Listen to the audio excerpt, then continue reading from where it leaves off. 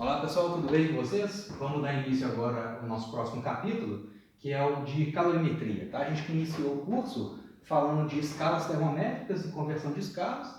Na sequência nós falamos de dilatação, né, de sólidos e líquidos, falamos de dilatação anômala da água, e agora o capítulo de calorimetria. A calorimetria, como o próprio nome fala, é ao pé da letra, né, é medida de calor. Tá? A gente já viu um pouco disso, já mencionei, né, esse termo, troca de calor, quando a gente estava lá no início do curso falando de escalas termométricas. Né? Eu afirmei para vocês que quando você tem dois corpos, né, a diferentes temperaturas entre si, o corpo mais aquecido, vai, através de algum processo, transferir parte de sua energia para o corpo que está mais frio, né? Até que os dois atinjam a mesma temperatura depois de um certo tempo. Né? Quando isso acontece, a gente atinge a situação de equilíbrio térmico e aí cessam as trocas de calor entre os dois corpos. Tá? Então aqui o objetivo desse capítulo é a gente definir uma série de grandezas que vão quantificar para a gente a quantidade de calor trocada entre dois corpos. Tá? Então é justamente isso, né? Nós vamos medir ou pelo menos inventar, definir algumas grandezas que estão relacionadas com a medida de calor trocado. Tá? Então, antes de passar para essas definições, o primeiro conceito importante da gente trabalhar, da gente entender, é o conceito de energia interna de um corpo, tá? De uma substância, seja ela sólida, líquida ou gasosa. Tá? A energia interna é simplesmente a soma total das energias cinética e potencial que eu tenho constituindo aquele sólido, né? Aquele sólido ou líquido ou gás. Tá? Isso aqui é absolutamente geral. Tá? A gente sabe que as partículas se movimentam devido à agitação térmica e, ao mesmo tempo, elas interagem entre si devido às ligações químicas, que são interações de natureza eletrostática. E eu tenho uma energia potencial elétrica, né, associada a essas interações, que são justamente as ligações químicas. Né? Então, a gente tem o somatório dessas energias devido à agitação térmica com as energias potenciais eletrostáticas de interação. Isso tudo somado para todas as partículas nos dá então a energia interna daquele material, daquela substância, daquela amostra que você está estudando. Tá? Então a energia total do corpo, tá? Essencialmente. E o que a gente compreende como sendo o calor trocado, né, entre dois corpos? O calor é simplesmente a energia interna que é transferida de um corpo para outro devido a uma diferença de temperatura entre eles. Né? Se você tem aqui um bloco TA, com a temperatura maior do que o bloco TB, aliás, um bloco A e um bloco B, né, a diferença de temperaturas, esse bloco mais aquecido, independente da substância que compõe aquele corpo, independente do formato dele, ele vai transferir parte da sua energia interna para o corpo que está mais frio. Né? Então, enquanto a temperatura TA for maior do que a temperatura TB, eu vou ter esse fluxo de energia interna, né, de um corpo para outro. Essa energia interna trocada é o que a gente chama de calor. Né? A gente representa por essa letra Q. Né? Esse Q é porque, historicamente, né, se definiu como sendo quantidade de calor, né? Ou quantidade de energia trocada. Por isso que a gente representa pela letra Q. Né? Tem a ver com quantidade de energia no caso. Tá? Então aqui, em qual unidade, né, a gente quantifica essas trocas de energia interna entre dois corpos devido à diferença de temperatura? Basicamente são duas unidades que a gente utiliza mais comumente aí, né, no dia a dia, nos exercícios. É caloria e joule, e a conversão entre eles é aquilo ali, né? Uma caloria é aproximadamente 4,18 joules. Tá? Não precisa saber essa relação aqui de cor, só que se um dia aparecer aí, né, a conversão é justamente essa. Tá? Então a unidade do sistema internacional, né, de energia é o joule. Tá?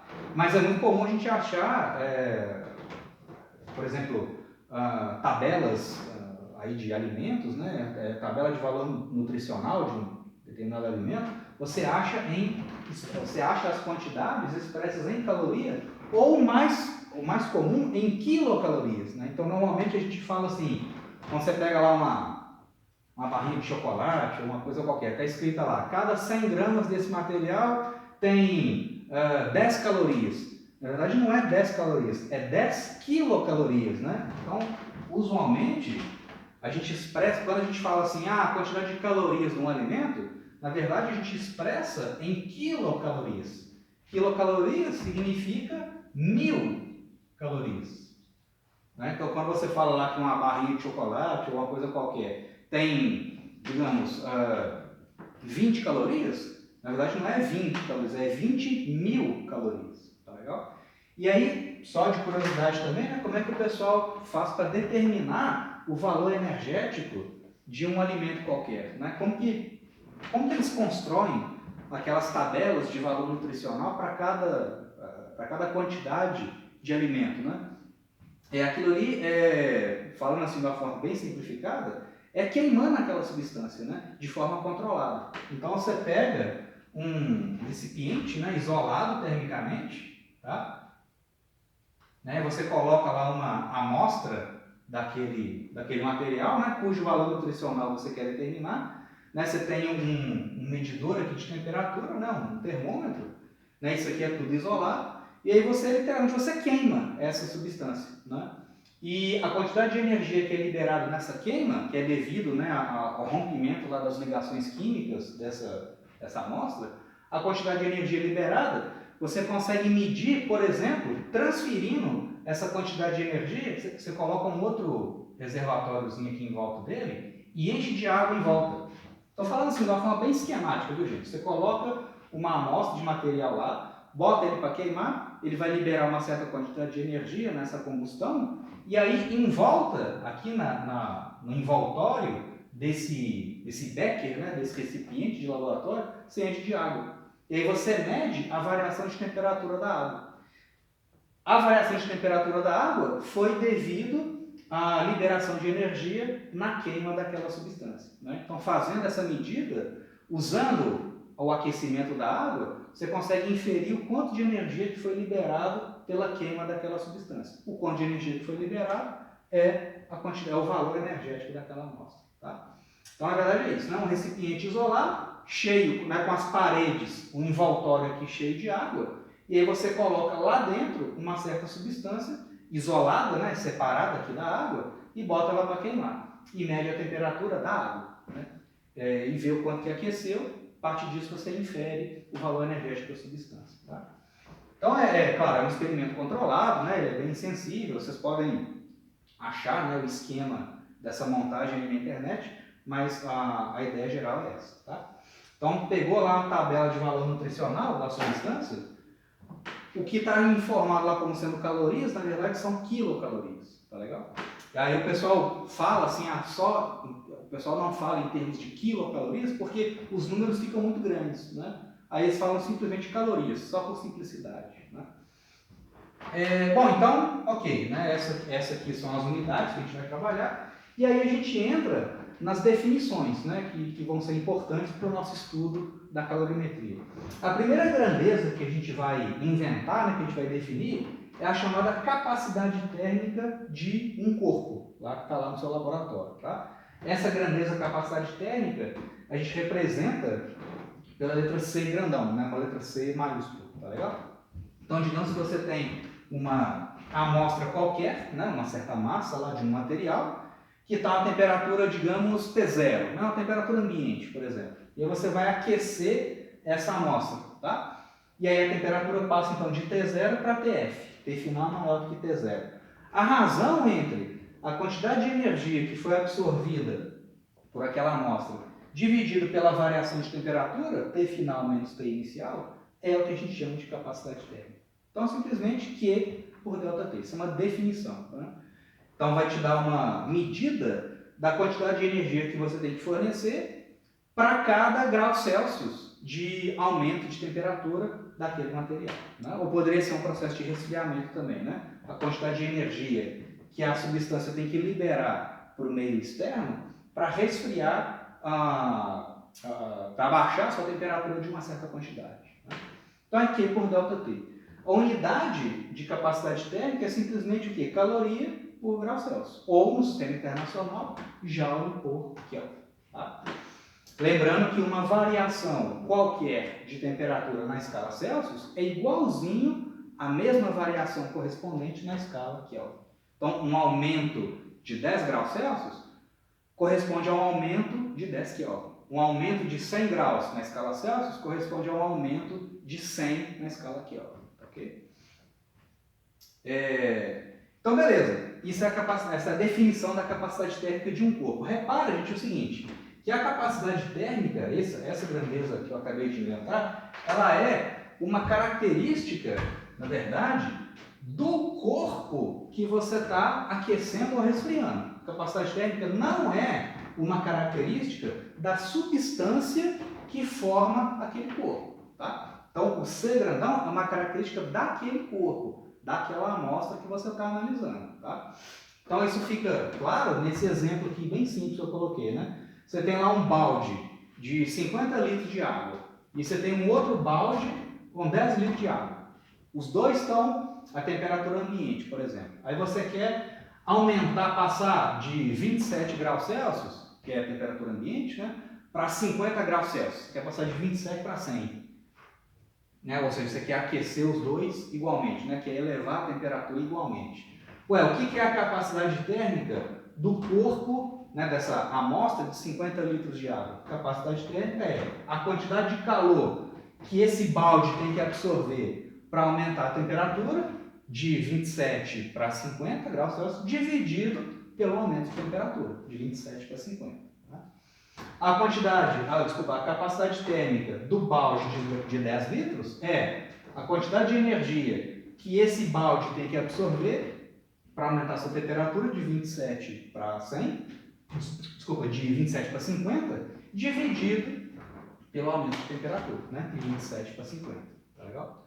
Então é claro, né, gente, para esse corpo aqui, ó, a quantidade de energia que esse balde tem, como ele tem mais massa, a quantidade de energia que esse cara tem que absorver é bem maior do que a desse cara. Mesmo que as substâncias sejam idênticas, né, que é água para os dois. Aqui você tem mais massa, então o Q do balde de 50 litros é bem maior do que o Q do balde de 10 litros. Para o mesmo ΔT, essa quantidade de calor é maior do que a outra. Então é óbvio que a capacidade térmica desse cara é maior do que aquele. Né? Quanto maior o corpo, maior a capacidade térmica dele.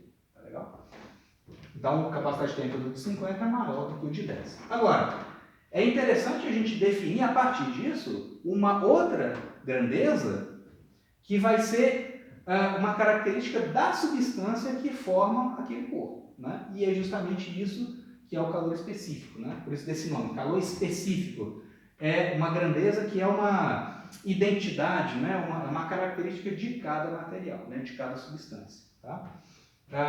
A gente define o calor específico como sendo a capacidade térmica, que é o C grandão, por unidade de massa. Né? Então a gente pega essa grandeza, que é uma característica do corpo, e normaliza, né? Ou seja, divide pela massa daquele corpo. Isso vai te dar um número, não uma grandeza, que é a característica da substância. Se a gente olhar aqui, né, o calor específico, em unidades é unidade de capacidade térmica dividido por unidade de massa. O que é a unidade de capacidade térmica? Caloria por grau, ou joule por Kelvin. Né? Então, se você tem aqui caloria por grau Celsius, como você está dividindo pela massa, tem 1 grama aqui. Né? Então, é caloria por grama por grau Celsius. Ou joule por quilograma por Kelvin. Então, energia por unidade de temperatura por unidade de massa. Tá? Então, se você olhar nas tabelas aí de materiais, né, o Halliday tem uma tabela, uma lista lá de materiais típicos, né, que a gente encontra no dia a dia, você encontra os calores específicos dessas substâncias. O calor específico da água, a da água líquida, né, é 1 caloria por grama grau. Né? O calor específico do alumínio, por exemplo, a temperatura ambiente, é 0,22 calorias por grama grau. Né? Do cobre é 0,09 calorias por grama grau. Então, repara, gente, o seguinte, o calor específico, como eu coloquei aqui, ó, falando de uma forma qualitativa, né? O calor específico, ele vai dar para a gente uma medida da resistência térmica de uma substância a elevações de temperatura. Ou seja, o calor específico vai indicar para a gente o quanto que é fácil ou difícil você variar a temperatura de uma substância, tá? Porque é justamente isso que está indicando aqui, ó. Olha só as unidades. Vamos pegar o caso da água. 1 caloria por grama grau. Significa o que isso na prática? Se você pega 1 grama de água líquida, né, separa lá no seu laboratório, um recipientezinho lá com 1 grama de água líquida, e você quer aumentar a temperatura daquela amostra de água em 1 grau Celsius, você precisa fornecer 1 caloria de energia. Né? Por outro lado, se você quer pegar esse mesmo 1 grama de água, que está a temperatura ambiente, por exemplo, e você quer passar de 27 graus Celsius para 26, você quer abaixar 1 grau Celsius de temperatura, aquela amostra tem que fornecer para o meio ambiente 1 caloria, tem que liberar 1 caloria de energia. Né? Então, quanto maior o calor específico, mais energia você tem que fornecer para cada grama daquela substância para variar a sua temperatura. Ou seja, quanto maior o calor específico, maior a resistência térmica de uma substância. Tá? Ou seja, é uma medida da dificuldade de você aquecer ou resfriar aquela substância. Né?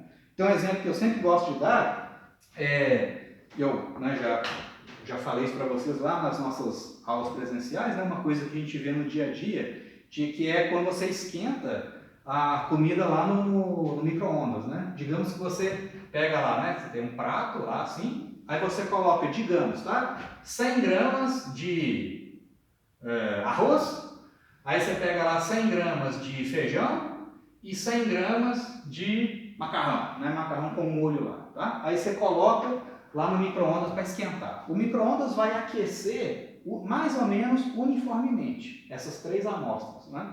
Ou seja, num certo tempo, né, de funcionamento lá do micro-ondas, ele vai transferir aproximadamente a mesma quantidade de energia para o arroz, para o feijão e para o macarrão.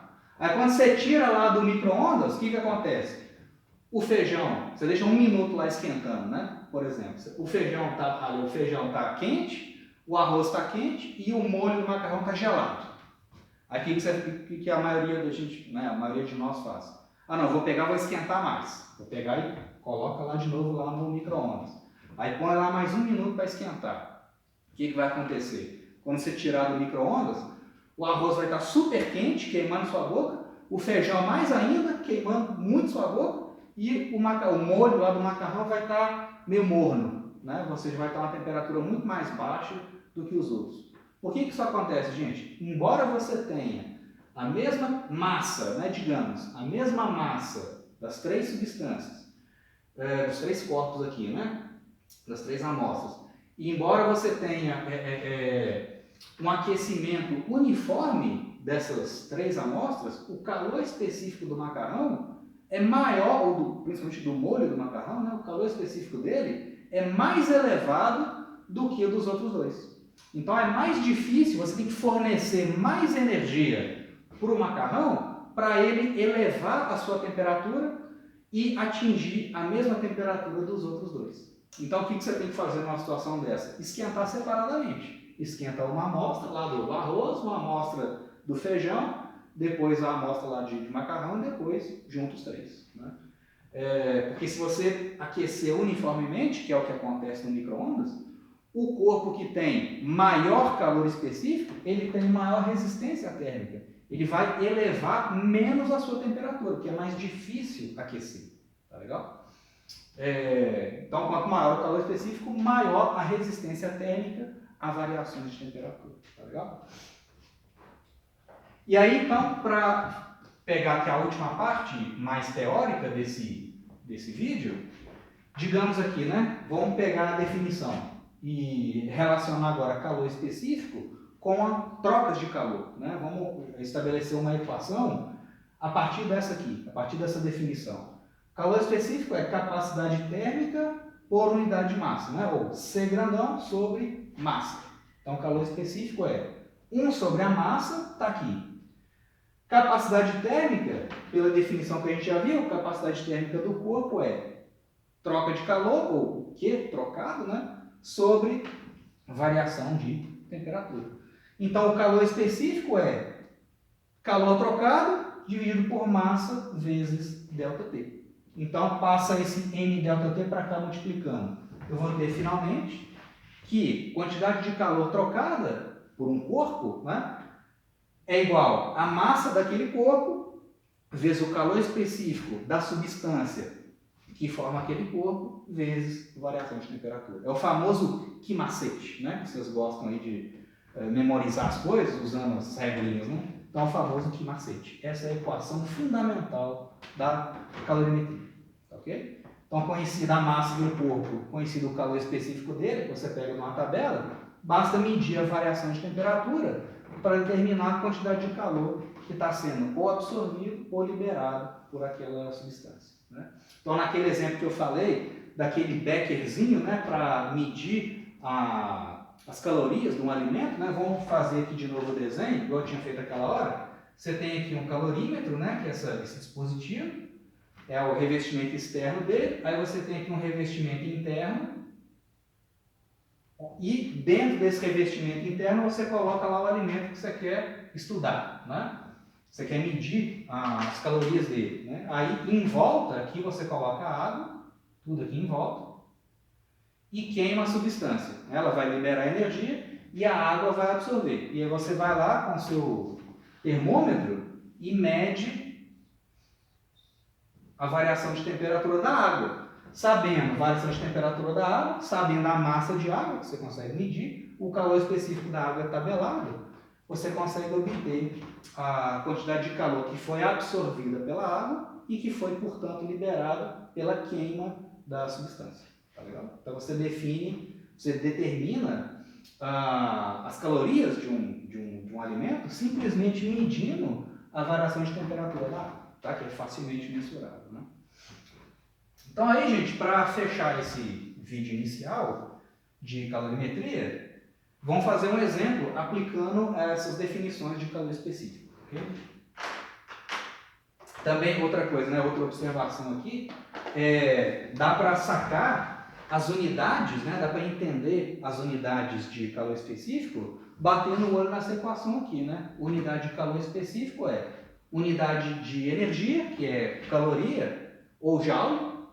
Unidade de massa é em grama ou quilograma, né? E ΔT pode ser expressa em graus Celsius ou em Kelvin. Tá? Então, vamos fazer um exemplo aqui.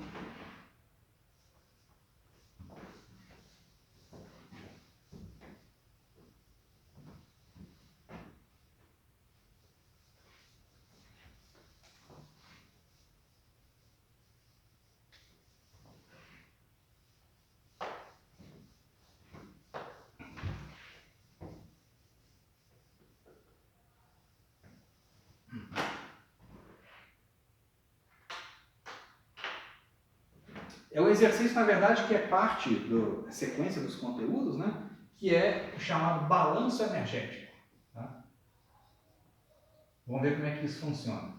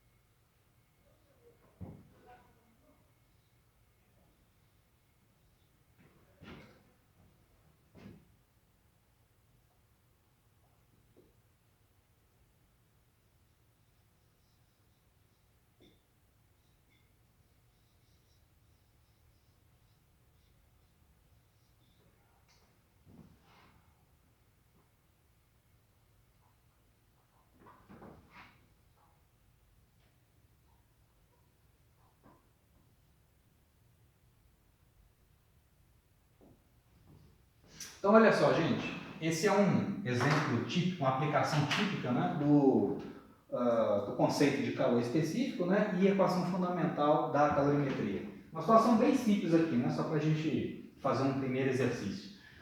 Você tem, inicialmente lá no seu laboratório, uma colher, né, uma substância qualquer, cujo calor específico você conhece, pode ser uma colher de alumínio, por exemplo, né, o calor específico do alumínio é tabelado, tá?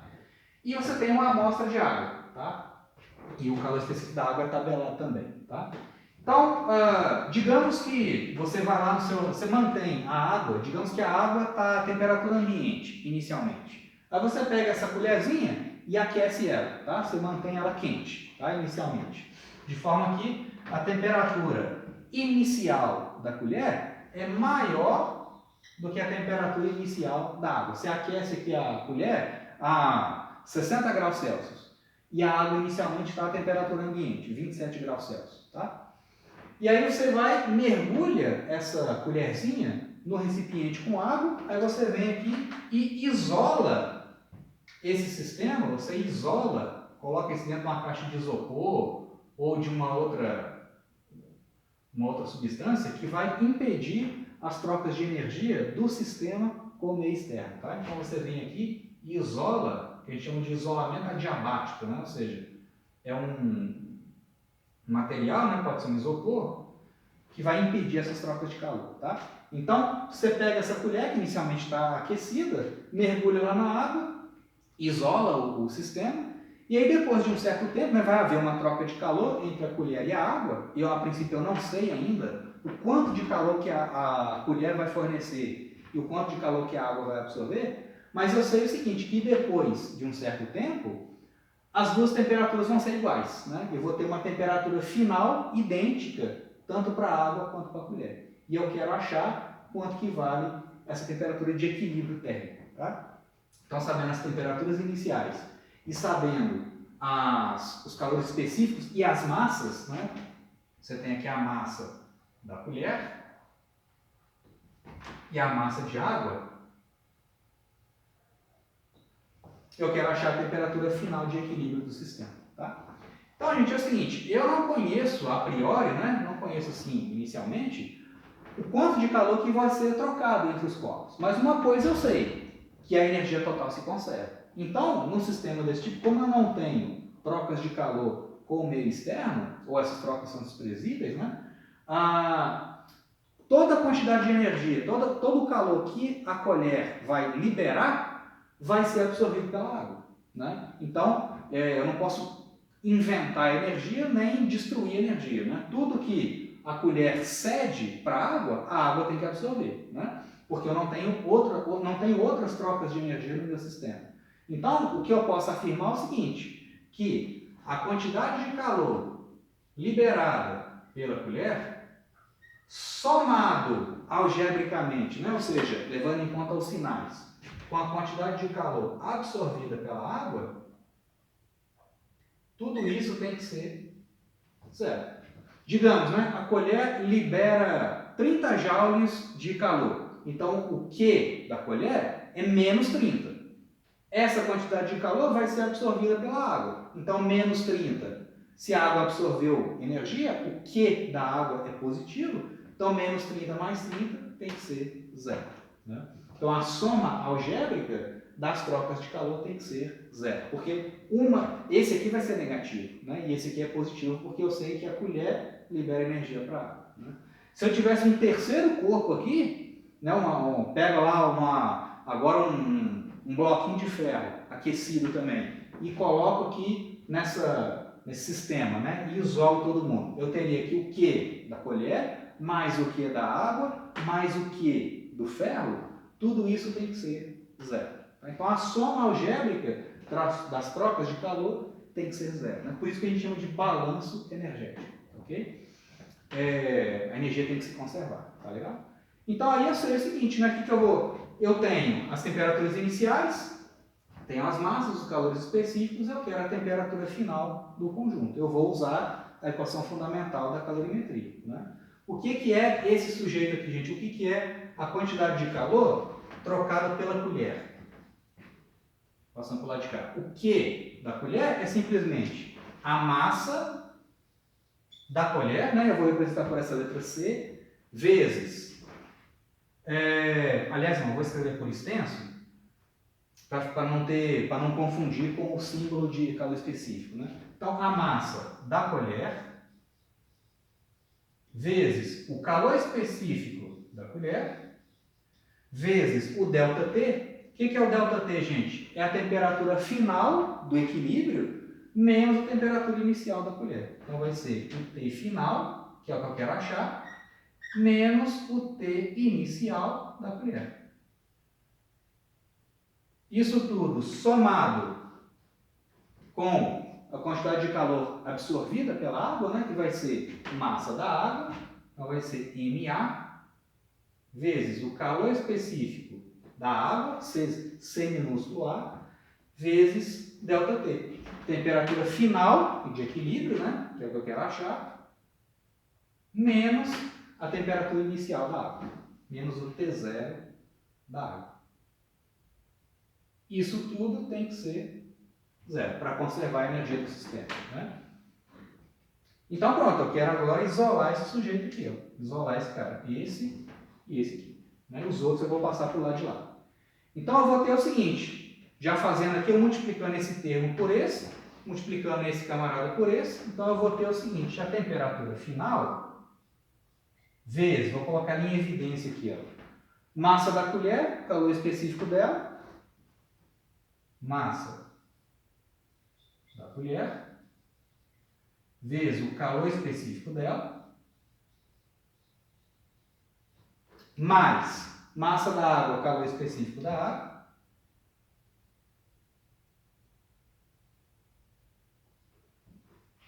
aí o que vai ficar?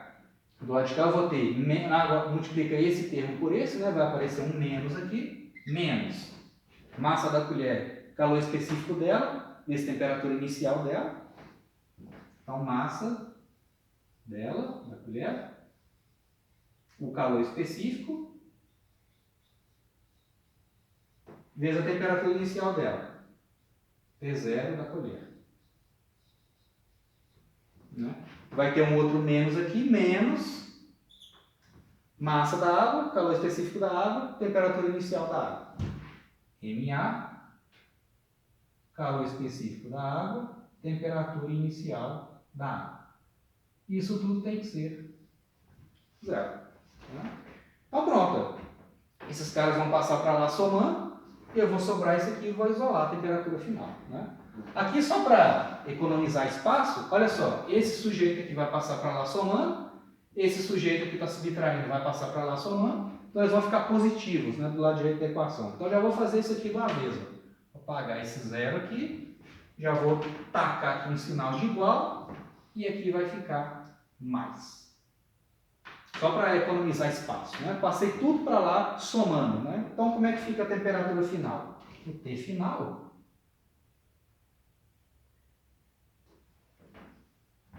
então vai ser massa da colher, calor específico dela, temperatura inicial dela, mais a mesma coisa, só que para a água, massa da água, calor específico dela, vezes temperatura inicial da água, dividido por esse fator aqui, dividido por massa da colher, calor específico dela,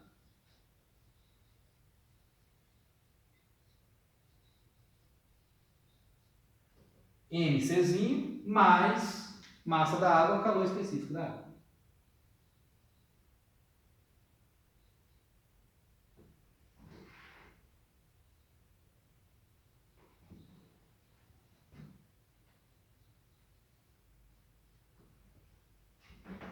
Então a temperatura final depende tanto das substâncias, né? Ou seja, depende dos calores específicos, depende das massas das substâncias envolvidas e das temperaturas iniciais. Okay? Então, na verdade, sim, aqui não tem nada demais. Né?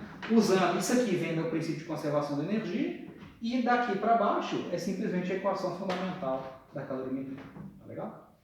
Então, beleza, gente. Esse é o vídeo inicial, né? O vídeo 8 de calorimetria. Na sequência, vamos falar de explorar um pouco mais o conceito de calor específico de sólidos. Okay?